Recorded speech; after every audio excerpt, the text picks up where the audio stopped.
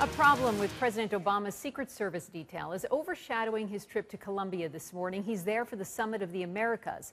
But before the president stepped off the plane in Cartagena, a dozen of his Secret Service agents were sent packing and replaced by a different set of agents. According to the Washington Post, the problem stems from at least one agent's involvement with prostitutes while in Cartagena. And here's what the agency is saying to CNN. Quote, there have been allegations of misconduct made against Secret Service personnel in Cartagena, Colombia prior to the president's trip. Because of this, those personnel are being relieved of their assignments, returned to their place of duty, and are being replaced by other Secret Service personnel.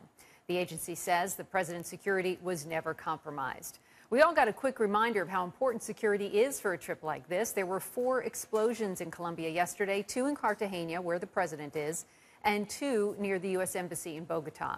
Joining me now on the phone is journalist and best-selling author Ronald Kessler. He's written extensively about the inner workings of the Secret Service, and he actually broke the story about the agents being sent home. Mr. Kessler, good morning to you. What is your understanding of what these Secret Service agents were allegedly doing in Cartagena?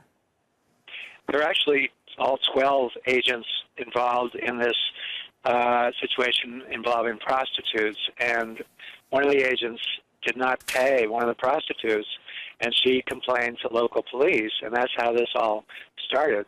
Police went to the State Department told the Secret Service. Secret Service recalled all the agents. It is clearly the biggest scandal in Secret Service history.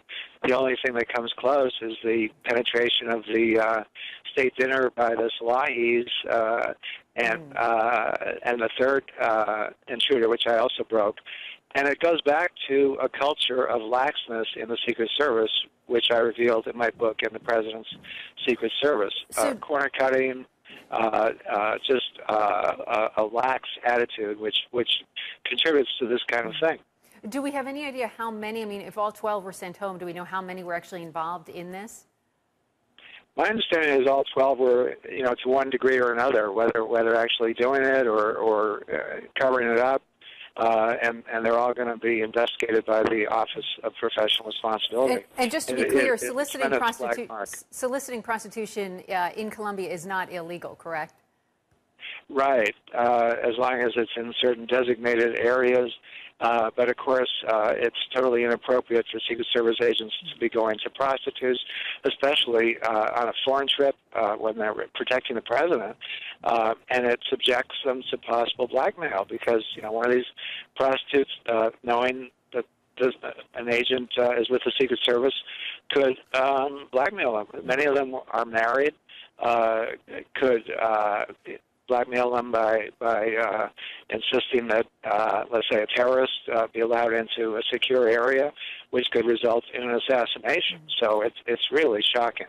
So what do you imagine is going on, given your extensive coverage of the Secret Service? What do you imagine is going on inside that organization this morning? What are they doing to investigate this?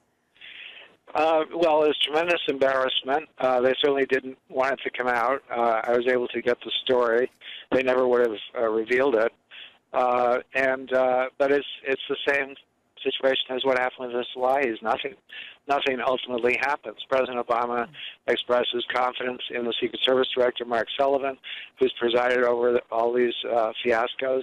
And the Secret Service goes back to limping along without enough agents, cutting corners, letting people through to secure areas without putting them through magnetometer screening, not keeping up to date with the latest firearms, bowing to political pressure. For example, when Dick Cheney's daughter, Mary Cheney, wanted the Secret Service to take her friends to restaurants, they refused, as they should have. They're law enforcement officers. They're not taxi drivers. But she got her Secret Service detail leader removed. Mm-hmm. So what kind of message does that send to agents that management will not back them when they're trying to do their job? Now, the agency is saying, though, the president's safety was not compromised. Maybe not in this case, but still that does concern you. Yeah, even in this case, the agents who were sent in did not have time to acclimate themselves and do full advanced work, so it's clearly not as good a security situation as it should have been. But beyond that, there's just one one problem after another. Much of it is covered up. One other example, recent example is they don't do physical tests that they're supposed to do and firearms training tests that they're supposed to do. One agent who's overweight, out of shape, and happens to be a supervisor, couldn't even open the door of the president's limousine. So what was the solution?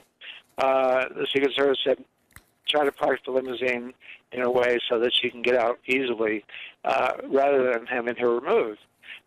Just shocking. I mean, what could be more important than protection of the president? It really goes back to